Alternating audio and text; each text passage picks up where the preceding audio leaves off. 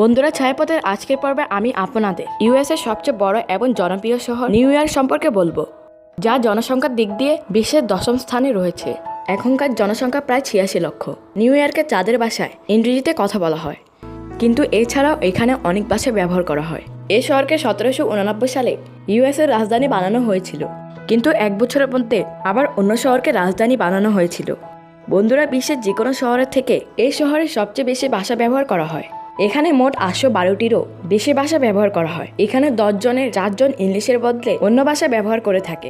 এই শহরে প্রজালে ব্ল্যাকের কাছে বিশ্বের সবচেয়ে বেশি স্বর্ণ মজুদ রয়েছে, যার মূল্য এখনকার সময়ে হাজার হাজার কোটি ডলার। এই শহরের জনপ্রিয় টাওয়ার এম্পায়ার বিল্ডিং 1931 সালে বানানো হয়েছিল এবং এটিকে বিশ্বের প্রথম স্কাইস্ক্রাপার বলা হয়। 1931 সাল থেকে 1970 সাল পর্যন্ত এই বিল্ডিং বিশ্বের সবচেয়ে উঁচু বিল্ডিং নামে গণ্য করা হয়েছিল।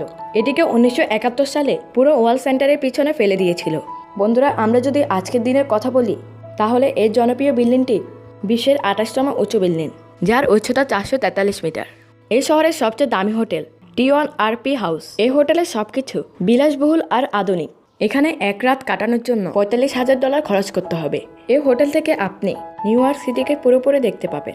আর হোটেলে থাকার টাইমদের ব্যক্তিগতভাবে রস রাইস দেওয়া হবে, এবং আপনি যতদিন এই হোটেলে থাকবেন ততদিন এই গাড়িতে করে যেখানে ইচ্ছে সেখানে ঘুরতে পারবেন। এই চমৎকার শহরে যদি কেউ হটডগ বিক্রি করতে চায়, তাহলে তাকে প্রত্যেক বছর $3 লক্ষ খরচ করতে হয়।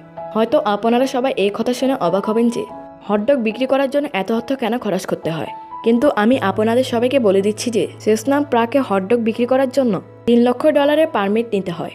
তো অনেকের কাছে এই ব্যবসাটিকে অনেক ছোট মনে হয়, কিন্তু সেখানে এত হটডগ বিক্রি করা হয় যে অনেকে এই পারমিট নিয়ে ব্যবসা শুরু করে।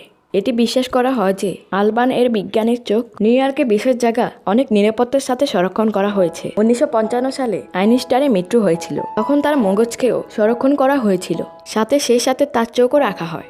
কিন্তু আমেরিকার অনেক বাসিন্দারা এই সম্পর্কে কিছুই জানে না।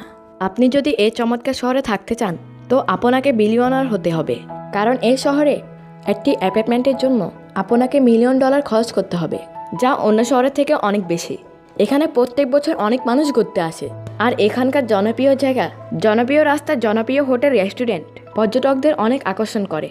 হতে পারে আপনাদের সবাই এই কথাটি শুনে অবাক হবেন যে এখানে ইংলিশে কথা বলার মানুষের সংখ্যা মাত্র 51%, এবং এশিয়ার চাইনিজ ব্যক্তিরা ইউএসএ সবচেয়ে বেশি বসবাস করে। আপনাদের সবাই মনে হবে যে সাউথ পোলে অনেক বরফ পড়ে, আর এই কারণে যতক্ষণ এখানে বেশি বরফ পড়ে তখন রেল লাইনে আগুন লাগিয়ে বরফ গোলানো হয়। আপনার যদি এমনটা মনে হয়, তাহলে আপনি ভুল মনে করছেন, কারণ নিউ ইয়র্ক সাউথ পোলের থেকেও 15 গুণ বেশি বরফ পড়ে।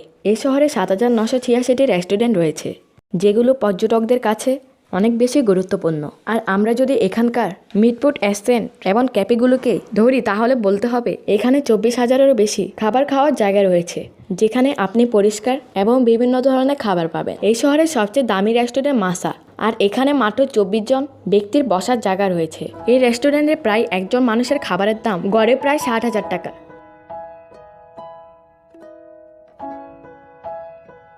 তো বন্ধুরা, এই ছিল নিউ ইয়র্ক সম্পর্কে কিছু অবাক করার মতো তথ্য। এই শহরটিকে আপনার কাছে কেমন লাগে অবশ্যই কিন্তু কমেন্টে জানাবেন। আমাদের ভিডিওটি ভালো লাগলে অবশ্যই একটি লাইক দিন এবং সোশ্যাল মিডিয়ায় সবার সাথে শেয়ার করুন। পৃথিবীর অজানা কিছু জানতে সাবস্ক্রাইব করুন ছায়াপথ চ্যানেলটিকে, এবং পাশে থাকা বেলটি বাজিয়ে অল বাটনে ক্লিক করতে ভুলবেন না।